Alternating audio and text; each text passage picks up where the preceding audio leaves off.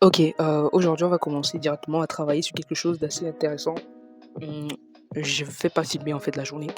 Donc aujourd'hui on va être uniquement sur mon PC. Je vais vous montrer beaucoup de choses qui vont probablement vous être utiles et on va découvrir ça ensemble. D'abord, je commence par ce document que j'ai obtenu de Benjamin. Ok, c'est disponible sur sa chaîne YouTube. C'est un document qu'il fournit. Je l'ai téléchargé il y a même pas 30 ou 1 heure de temps que j'ai eu à télécharger ça. En fait, il partage en fait un document pour donner le modèle pour valider en fait tes propres firmes et pouvoir générer des payouts. Déjà, je trouve que ça peut être intéressant. Donc, on va le découvrir ensemble. Je crois que ça sera peut-être le seul document que je vais vous partager. Sinon, j'ai d'autres éléments que un abonné m'a partagé qui concernent aussi Benjamin. Mais bon, j'ai pas très envie de partager ça avec vous. Déjà, ce sont des vidéos, donc du coup, c'est compliqué. C'est pas un document, ce sont des vidéos, donc des vidéos d'une formation complète. Donc globalement, je ne peux pas aussi vous partager ça parce que je n'ai pas son accord. S'il me donnait son accord, probablement je pouvais vous partager les différentes vidéos. Euh, Bon, on va commencer avec le modèle économique des propres firmes. On dit que les propres firmes donnent accès à un capital important en condition de réussir une évaluation payante. Mais ce que peu savent, c'est que le trader ne touche jamais à un vrai compte réel. C'est vrai que j'avais entendu parler de ça. Donc là, il nous dit tout est simulé. Donc c'est vraiment quelque chose d'extrêmement important. Tout est simulé, vraiment, on est uniquement en démo. Mais une fois financé, même une fois financé, les traders sont exécutés via une plateforme fictive. La propre firme lit les performances et valide un éventuel payout sans argent engagé. Donc au final, on ne donne pas réellement le capital. On passe le temps à travailler en démo. Leur modèle économique repose sur 4 piliers. Les frais d'évaluation,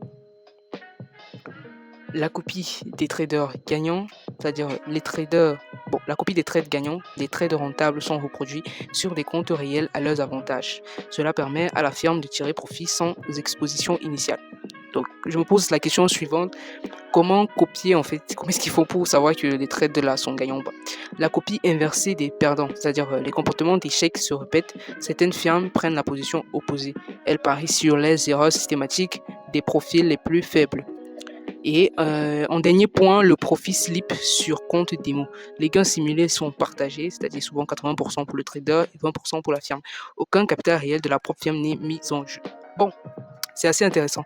Ensuite, on nous parle qu'un modèle sans risque direct pour la firme. Les paiements sont couverts par des milliers d'échecs précédents. Et si vous êtes rentable avec une méthode prouvée, vous avez un avantage évident sur 95% des candidats. Nous, on s'en fiche. Ce qui compte, c'est que le modèle est légal, transparent et que ces profits payent réellement les traders qui réussissent. Bon, c'est tout ce qui compte.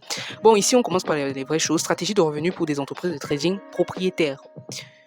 Euh, alors, ici, numéro 1, réduction de vos profits.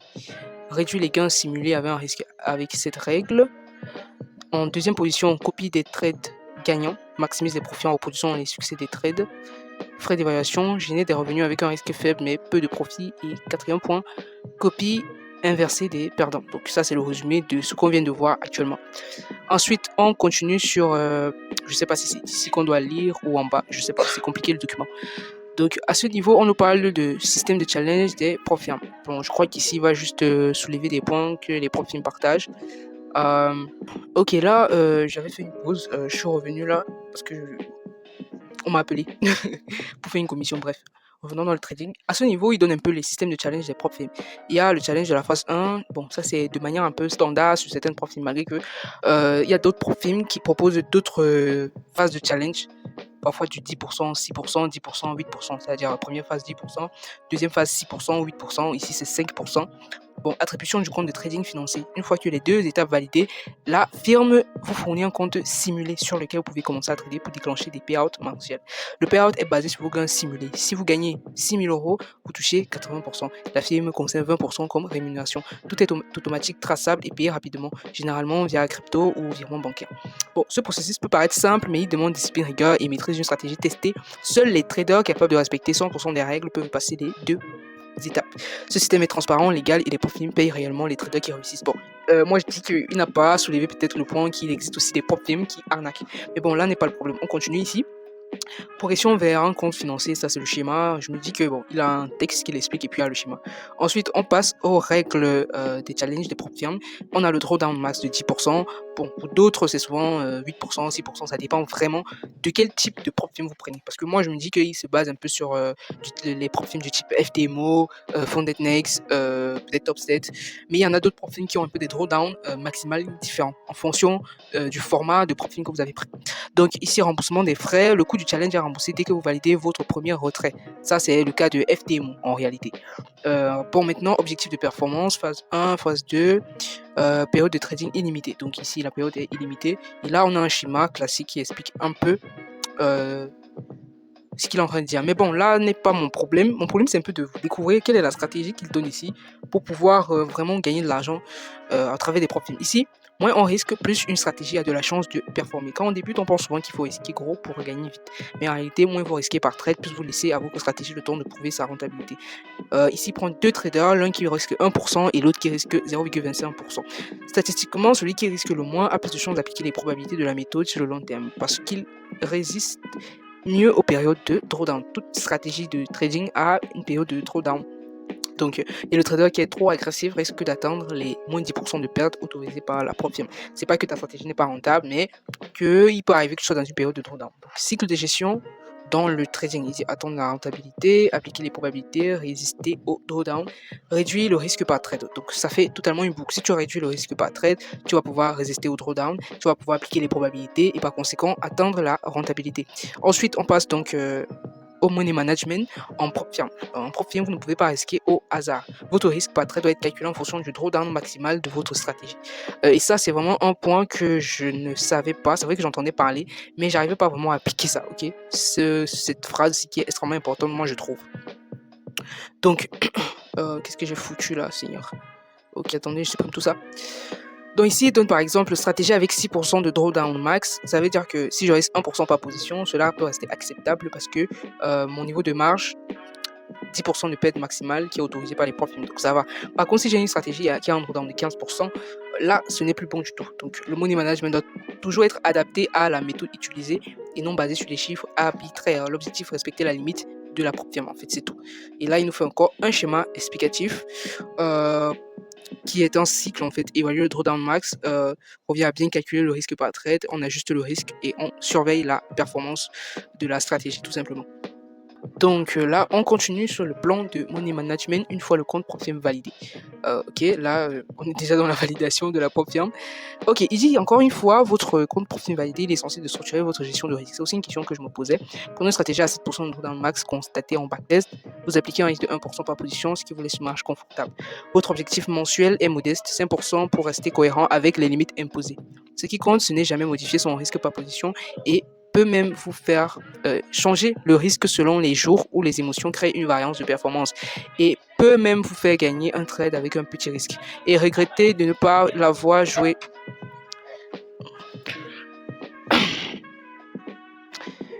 Ok, désolé, vraiment la vidéo va être compliquée à faire parce que depuis je suis perturbé, j'arrive pas à travailler. Bon, j'étais en train d'expliquer que ce qui compte, ce n'est jamais de modifier son risque par position. Changer le risque selon les jours où les émotions créent une variance de performance, ça c'est clair, et peut vous faire gagner un trade avec un petit risque et regretter de ne pas l'avoir joué à taille normale. Ouais. Pour ça, c'est quand même vrai, j'ai eu des moments où je n'ai pas eu à bien gérer en fait ma taille, surtout cette semaine avec la stratégie scalping. Ça a été assez compliqué quand même. Alors, la discipline est ici la clé. Le risque constant permet de respecter les probabilités d'évaluer vos résultats sur le long terme. Ça veut dire qu'il faut toujours garder un risque en fait constant par rapport à tous les trades tout en respectant en fait la stratégie. Bon, ici fiscalité des revenus propres firmes, moi ça ne me concerne pas, ça concerne les gens qui sont en France, moi non. Alors stratégie de dispersion du risque des propres firmes. Alors j'ai essayé de lire ici et c'est un élément que beaucoup de personnes ont soulevé. Ils disent souvent qu'au lieu de prendre juste un seul compte en 100 000 $ ou à 100 000 €, un compte challenge de 100 000 € ou 100 000 $, vaut mieux peut-être prendre deux comptes ou prendre 5 comptes de 20 000 € ou 10 comptes de 10 000 € ou même deux comptes de 50 000 €, ok, que de prendre juste un gros compte et peut-être on va même tout perdre. Donc globalement, c'est une explication qu'il donne ici et il explique en fait pourquoi c'est intelligent. Moi déjà je le vois, je l'ai compris et c'est un peu dans ce sens-là que je vais aller. Il dit c'est diviser l'investissement en plus petits challenges repartis dans le temps et augmenter les challenges. J'étais tombé une fois de plus sur un podcast où il y a un gars qui expliquait que eux, dans leur structure, c'était un trader qui est en Suisse, c'était un podcast, qui expliquait que dans leur structure, eux, quand ils traitent les propres firmes, pour eux, ils ont remarqué que peu sont les traders qui arrivent à garder même un compte pendant 3, 4, 5 mois. Le but, c'est de valider, faire un max d'argent. Quitte à les perdre, ça sert à rien parce que globalement, on traite sur un compte, je peux dire quoi, fictif et simulé d'une certaine façon. Donc, globalement, quelque part, ça sert à rien de prendre un compte propre firme comme si c'était, je peux dire quoi, comme si c'était notre capital propre. Pourtant, c'est pas le cas. Donc ici, il dit stratégie de réduction de risque initial avec les profits. Quand un trader débute avec un compte FTMO de 100 000 euros, il sait qu'à moins de 10% de perte, le compte est définitivement clôturé. Mais il existe une approche simple et intelligente pour protéger son compte sur le long terme. Ne retirez pas vos premiers profits. Ça, c'est ce que j'avais vu sur une vidéo YouTube aussi de Benjamin. Il interviewait un trader qu'on appelle Ricardo. Le gars, il pouvait faire des mois sans prendre en fait ses payouts, quitte à augmenter en fait de son capital et pouvoir prendre plus de risques. Donc il dit à la place stocker-les directement sur le compte. Exemple, vous réalisez 10 000 euros, 10 000 dollars de gain, au lieu de les retirer, vous les laissez sur le compte. Résultat, votre capital passe à 110 000 dollars. Pourquoi c'est puissant? Parce que vous conservez la même limite de perte FTMO qui est de moins de 10 000 dollars, mais sur un capital en fait élargi. Autrement dit, vous pouvez maintenant encaisser 20 trades perdants consécutifs à 1% de risque au lieu de 10 auparavant. Donc cette stratégie ne sert pas à faire plus de profit immédiatement, mais à solidifier votre marge de survie. Donc ça, c'est vraiment si on veut garder un compte très longtemps. Et je crois que ça dépend aussi des propres films. Il y a des propres films sur lesquels il ne pouvait pas mieux garder de l'argent, il faut juste retirer. Donc moi, je pense que ça, c'est une stratégie globalement lorsque on veut garder un compte pendant longtemps. Je trouve que c'est une stratégie qui peut être intéressante. Mais moi, bon, sur Funding Pips, j'ai pas l'intention d'appliquer ça parce que pour moi, Funding Pips, c'est juste des petits comptes que je prends là-bas pour pouvoir créer des comptes sur Funded Next, Topstate. Et apparemment, on peut plus créer le gold sur Funding Pips, apparemment. J'étais pas au courant. Donc, pas qu'on peut pas traiter le goal, mais on peut pas faire on peut plus faire le swing sur Funded Next. C'est quand même énervant. Je me dis que bon, ils ont vu que faire du swing, ça les rapportait pas beaucoup, que ceux qui faisaient peut-être du scalping, je sais pas. Et je me rends compte que Benjamin travaille beaucoup avec FTMO, donc globalement c'est pour ça. Bon, fusion des comptes FTMO optimisés sans mélanger. Donc ça c'est vraiment dans la rubrique où on a déjà validé. Globalement je trouve ça intéressant, mais je croyais qu'il devait nous donner une astuce assez secrète parce que 80% de ce qu'il a donné ici quand même, je maîtrise déjà ça. C'est dommage. Bon, mais là je vais vous montrer un peu quelque chose d'intéressant. Attendez, je vais d'abord mettre pause ici. Ok, là je suis sur le Pro Trading Mastery. Littéralement, c'est ce que l'abonné là m'a partagé. C'est-à-dire c'est un trader qui travaille avec Benjamin. Il m'a partagé le programme de formation. C'est que je dis littéralement, je ne peux pas vous le partager à vous parce que bon, il m'a pas donné une autorisation de le faire. Ça concerne beaucoup d'éléments. Mais je crois qu'il y a au moins 40% de choses que je connais déjà parce que avec la chaîne de Benjamin, on peut déjà apprendre beaucoup de choses sur sa chaîne YouTube.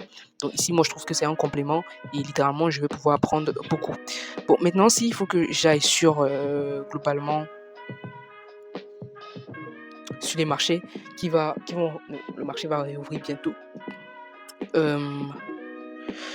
On peut observer que le gold a beaucoup chuté et j'ai essayé de chercher les raisons pour lesquelles le gold a beaucoup chuté depuis mercredi dans la nuit, je crois jeudi, donc c'est jeudi, oui, depuis jeudi, on a eu cette chute monumentale en fait que je n'ai pas compris, mais c'était dû à beaucoup de choses, beaucoup d'éléments, notamment le fait que beaucoup d'investisseurs ont pris leur profit, d'autres personnes étaient obligées de vendre parce que les actions, les cryptos, tout ça, ça a littéralement chuté. Donc pour couvrir un peu les pertes, beaucoup étaient obligés de vendre en fait le gold.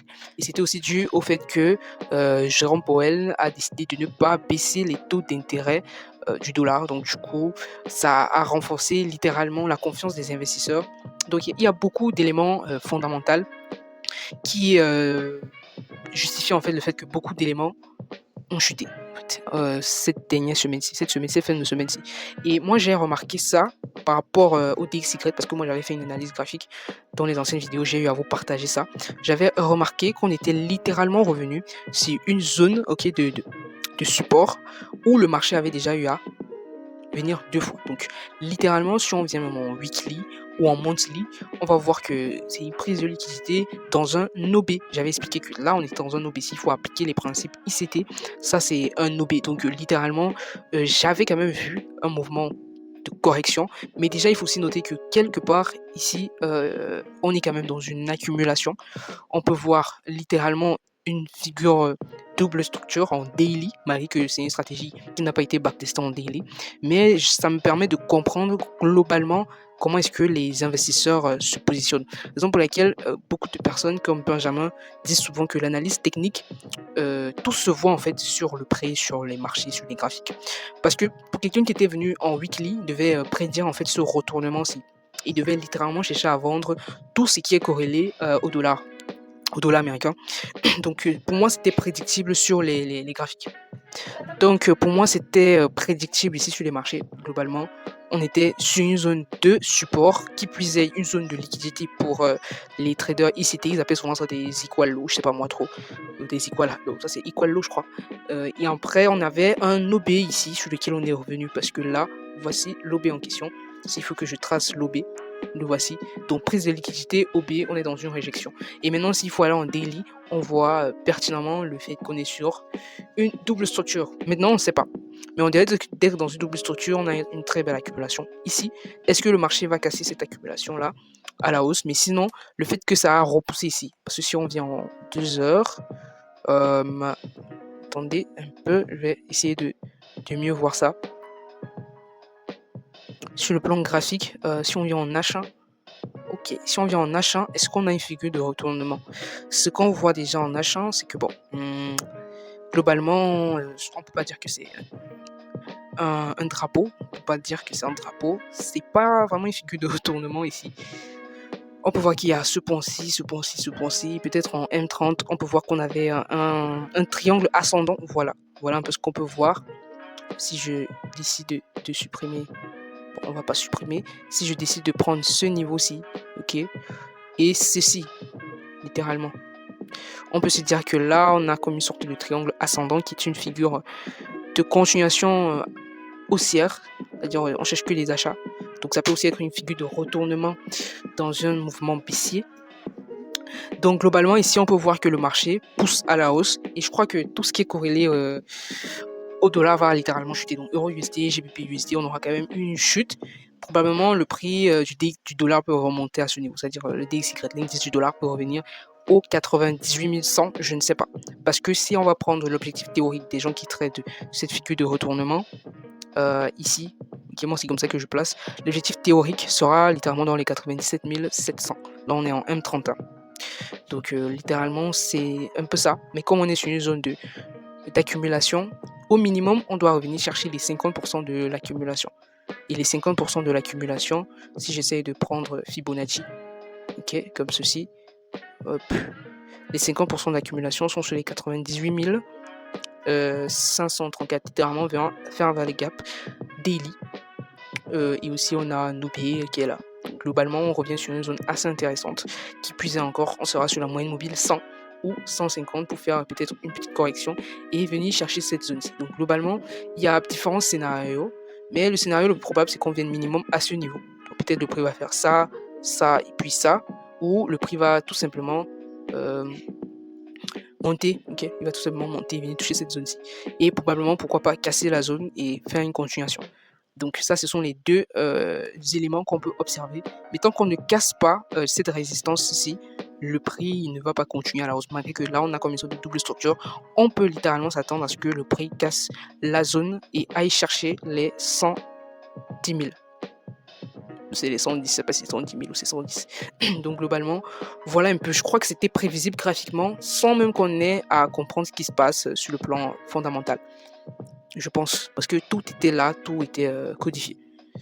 Donc je pense que jusqu'à présent, le gold va continuer littéralement à corriger. Je me dis, on aura toujours une correction potentiellement avant de remonter. Ok, mais actuellement, on est très haussier, très. Et toutes les stratégies gold qui ont eu à performer depuis 2023 ont mieux performé parce qu'on était sur une tendance haussière. Maintenant, il y a des stratégies qui vont moins performer. Notamment, il y a la stratégie IVC sur le gold on aura peut-être moins d'opportunités tant que le gold va corriger. Alors, on va un peu faire un tour. C'est vrai que je ne vous ai pas montré mon Notion. J'ai même pas encore eu à préparer ça. Littéralement, je suis quand même débordé par beaucoup de choses. Mais sinon, j'ai eu à prendre un trade à la vente en M30, je crois. Oui, sur le GBP USD. Je vous ai fait mon analyse sur le DXY. globalement, je m'attends à ce que le prix corrige. Ok, là, on est sur un très très beau risque. Le stop loss peut déjà être déplacé ici, ok, parce que je suis rentré à la cassure ici. Et avec la stratégie double structure que Benjamin a optimisée, il a considéré qu'on ne va pas plus mettre un TP6. On va généralement laisser le TP ouvert. Et ça rejoint un peu un point que je discutais une fois avec un trader qui trade aussi la double structure. Mais lui, il est déjà sur un compte FTMO de 10K. Okay. Moi, je lui avais dit ceci, que moi, je trouve que la double structure, il y a des éléments qu'on pourrait optimiser. Et ça, c'était même bien avant que Benjamin ne sorte la nouvelle version de la double structure qu'il a pas testée. Parce que moi, j'avais vu de mon côté que, vu que moi, je travaille en démo, du coup, je peux me permettre de prendre des trades hors des heures qu'il avait suggérées. C'est-à-dire à 2 heures du matin, je prenais parfois des setups quand j'étais connecté ou 3 heures, etc. Donc ce que j'avais constaté, c'est que même les trades qu'on prenait la nuit performaient. Et j'avais aussi remarqué que à chaque fois qu'on atteignait parfois le TP final, c'est-à-dire ce target, parfois le marché continuait en fait. Et là, je me posais souvent la question, mais pourquoi est-ce qu'on peut pas laisser continuer le trade? Est-ce qu'on doit faire une clôture partielle, laisser courir une partie? C'est ce que j'ai fait ici sur le NZD, USD. Je crois que j'ai eu à supprimer parce que là, j'ai fait une autre analyse à la vente parce que vu que le dollar est assez haussier avec le DXY qui me montre un mouvement aussi qu'on pourra avoir dans les prochains mois potentiellement, malgré qu'on est sur une zone d'accumulation en daily, mais si on part sur des unités de temps comme M30, on peut voir qu'on repart à la hausse globalement. Et tout ce qui est graphique en M30 et qui est corrélé au dollar, moi je cherche uniquement à vendre. Donc pareil que sur EURUSD, j'ai fait la même analyse, malgré que quelque part on a quand même un décalage en termes de corrélation GBP USD et EURUSD. Et avec la nouvelle stratégie double structure qu'il a optimisée, littéralement il a décidé qu'on ne doit plus réellement prendre en considération les structures 2 en 1. Parce que là on a une structure 2 en 1 sur l'euro USD, on a la trendline et une accumulation. Donc voilà un peu globalement les différents trades que j'ai eu à préparer pour le moment. Littéralement, j'ai pas encore préparé tout pour la semaine. C'est pas évident. Et ici, on est sur des trades avec des ratios assez intéressants. Vraiment assez intéressants. On est déjà le mois de février. Et dans 2 mois, je vais prendre un compte FTMO sur littéralement travailler la double structure. En dehors de ça, il y a aussi la stratégie IVC. Je vous ai dit hier que la stratégie scalping, je crois que je vais d'abord la mettre en pause. Malgré que quelque part, je suis tenté de reprendre en fait ces stratégies. Je me dis, bon, pourquoi pas, pourquoi ne pas, etc. Mais bon, je pense que je vais juste rester avec la stratégie Tricycle Gold, Breakzen et IVC et DS. Donc ça me fera 4 stratégies. Littéralement swing. Donc on verra. Bon, là, je peux vous faire un peu découvrir des vidéos. Je sais pas si vous allez voir. Comparatif des brokers. J'ai pas encore eu à regarder toutes les vidéos quand même.